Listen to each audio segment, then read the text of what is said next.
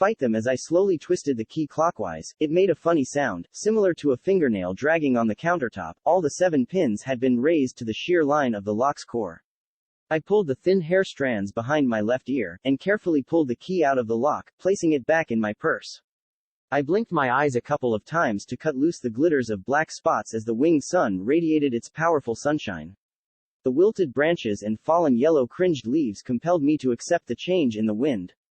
Unlike any other being, I hated autumn. I hated changes. My black boots made tapping noises as I cleared my way on the dusty road. I rolled my hand in a swirl, making my wrist adjust in front of my eyes. 6, 10, 5 minutes apart. The calm air purposed my eyes to fold. My head swung in an unknown melody, feeling the warmth in my skin, yet my mind filled with ice cubes. My mind, I never caught the thoughts in there. They kept on racing, with me struggling at the hold of a horse's tail. And when I finally catch one, the stems have already been broken. The soothing in the air and the tingle in my body was nevertheless disturbed by some rummaging footsteps. Exhausted sighs and gulps hit my ear and my pupils met the running stranger. Her hair was pulled in a ponytail which had now tarnished. She kept looking back at her followers while humid figures of fear shadowed her face. Her gaping mouth inhaled all the oxygen it could, while her weakened limbs were trying hard not to give in. She was wearing a faded blue dress accompanied by worn-out sneakers. I felt her arms swing around me, shaping her cold fingers in a tightened knot around my arms. I looked at her horrified expressions and bewildered panting as her big round eyes lured me. Please help me, a sore voice tumbled down her gulping throat. I pushed my chin and my eyes fell on a couple of rough boys with black sweatpants, oversized t-shirts and mud-caked shoes. One moment, I was staring at the running bullies and the next, my eyes drifted to nothingness. The thoughts came slowly like seawater filling up a boat without us even realizing it. Before you know it, you're underwater. The strong currents of ponder took me back to summer morning, hanging my age around 13 or 14. I was sitting on the last bench of the last row in my class, my folded arms resting on my belly, making it appear as if I was listening to every single word of our teacher. My gut was twisting and churning in pain of an unpleasant feeling, which evoked many lumps in my throat. My fists were clenched in a ball, trying hard not to let those cornered tears swell up and overflow. All of a sudden the school bell trigger filled the air. I grabbed my bag in a hurry and tried my best to get out of the class, through the thin lane, hiding from all the prying eyes. I wished I could turn myself invisible. I ran in the shadows and was almost near when a strong hand pulled me back.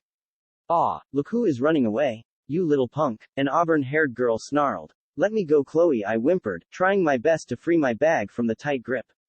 Or what? What will you do? Her harsh voice bloated through my skin. I will fight you. A tear sneaked down my puffy cheeks. So, you are going to fight me, crybaby? Chloe let out a wild chuckle, but in a fraction of seconds, her expressions were wicked. She grabbed my collar firmly with her left hand and balled her right, targeting my face for the perfect punch when someone cleared his throat from behind. Chloe looked back at the intruder and I felt my body free. I woke up my legs, running as fast as I could, my hands numbly swinging as I raced my way back home. I heard rapid footsteps tracing me which soon vanished in the fumes of car honks and chatters. That day I cried my heart out. My stomach did somersaults, making me wanna throw up. My eyes were puffy and swollen as my sob continued for hours. It wasn't just that day. It had become a daily routine for the bullies to trouble me and make fun just for their own entertainment. No one ever understood how I felt. No one even cared, not even the teachers. Once when I tried to complain, the needle of blame spun and pointed right at me, making me punished for an undone act. As you would guess, I had no friends. Not a single one. The loop in my chest tightened every time when I saw my schoolmates laughing together, hanging in the corridor while I just sat in a corner reading books. Not that I was a nerd, I barely scored grades that would permit me to the next level. Basically, I was an overall loser. I had prayed for months, to show me a way out, to help me find that golden door, but they all just floated in the air unanswered. That day, all my limits were broken. My fragile heart was now smashed into pieces and I never went to that school again.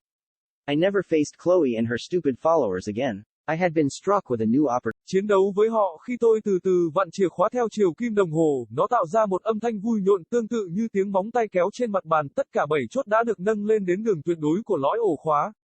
Tôi vén lọn tóc mỏng ra sau tai trái, cẩn thận rút chìa khóa ra khỏi ổ khóa, đặt lại vào ví. Tôi chớp mắt vài lần để cắt bớt những đốm đen lấp lánh khi mặt trời có cánh tỏa ra ánh nắng mạnh mẽ của nó. Những cành cây héo úa và những chiếc lá vàng rơi đã buộc tôi phải chấp nhận sự thay đổi của gió. Không giống như bất kỳ sinh vật nào khác, tôi ghét mùa thu. Tôi ghét những thay đổi. Đôi giày đen của tôi phát ra tiếng động khi tôi dọn đường trên con đường đầy bụi. Tôi cuộn tay theo một vòng xoáy, làm cho cổ tay của tôi điều chỉnh trước mắt tôi, 6, 10, 5 phút cách nhau, không khí tĩnh lặng khiến đôi mắt tôi như gấp lại. Đầu tôi đong đưa theo một giai điệu không tên, cảm nhận được làn da ấm áp nhưng tâm trí tôi lại chứa đầy những viên đá lạnh. Tâm trí của tôi không bao giờ bắt gặp những suy nghĩ trong đó, chúng tiếp tục chạy đua trong khi tôi đang vật lộn khi giữ chặt đuôi ngựa. Và cuối cùng khi tôi bắt được một con, thân cây đã bị gãy. Tuy nhiên, sự êm dịu trong không khí và cảm giác dạo dực trong cơ thể tôi vẫn bị quấy rầy bởi một số bước chân lục lọi. Những tiếng thở dài và nuốt nước bọt kiệt sức đập vào tai tôi và đồng tử của tôi bắt gặp kẻ lạ mặt đang chạy. Tóc cô ấy buộc thành đuôi ngựa, giờ đã bị xỉn màu. Cô ấy tiếp tục nhìn lại những người theo dõi của mình trong khi những hình bóng ẩm ướt vì sợ hãi hiện rõ trên khuôn mặt. Cái miệng há hốc của cô ấy hít vào tất cả lượng oxy có thể trong khi tay chân yếu ớt của cô ấy đang cố gắng không chịu thua. Tôi cảm thấy cánh tay cô ấy đung đưa quanh tôi, siết chặt những ngón tay lạnh lẽo của cô ấy trong vòng tay tôi. Tôi nhìn vẻ mặt kinh hoàng của cô ấy và ngơ ngác thở hổn hển khi đôi mắt to tròn quyến rũ tôi. Làm ơn giúp tôi, một giọng nói đau đớn rơi xuống cổ họng cô. Tôi chống cằm và mắt rơi vào một vài chàng trai thô kệch với quần bó sát màu đen, áo phông quá khổ và đôi giày dính bùn.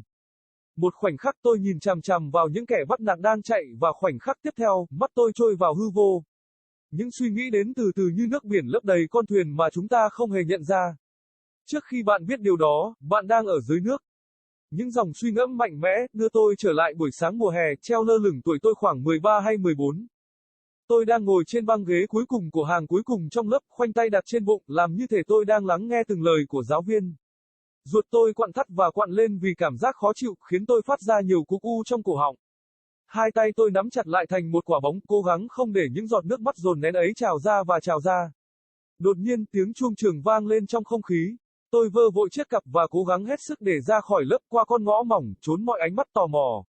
Tôi ước mình có thể biến mình thành vô hình. Tôi chạy trong bóng tối và suýt nữa thì một bàn tay mạnh mẽ kéo tôi lại. Nhìn xem ai đang chạy trốn. Đồ khốn nạn, một cô gái tóc nâu vàng gầm gừ. Để tôi đi, Chloe, tôi thút thít cố gắng hết sức để giải phóng túi xách của mình khỏi bị siết chặt. Hay cái gì, bạn sẽ làm gì? Giọng nói khắc nghiệt của cô ấy xuyên qua da thịt tôi. Tôi sẽ chiến đấu với bạn. Một giọt nước mắt len xuống đôi má sưng húp của tôi. Vì vậy, bạn sẽ chiến đấu với tôi, khóc. Chloe bật ra một tiếng cười khủng khục nhưng trong một tích tắc biểu cảm của cô ấy rất xấu xa. Cô ấy nắm chặt cổ áo tôi bằng tay trái và bóng sang phải. Nhắm vào mặt tôi để nhận một cú đấm hoàn hảo khi ai đó hắng giọng từ phía sau. Chloe nhìn lại kẻ đột nhập và tôi cảm thấy cơ thể mình tự do.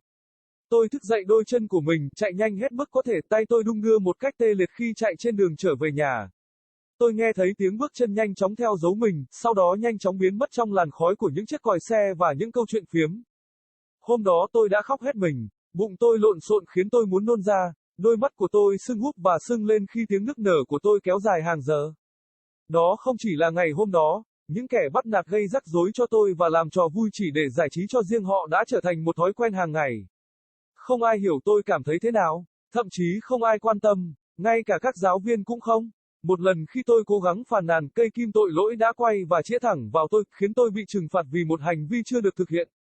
Như bạn sẽ đoán, tôi không có bạn bè, không một cái nào cả. Lòng tôi như thắt lại mỗi khi nhìn thấy đám bạn cùng trường cười đùa với nhau, treo trên hành lang trong khi tôi chỉ ngồi một góc đọc sách.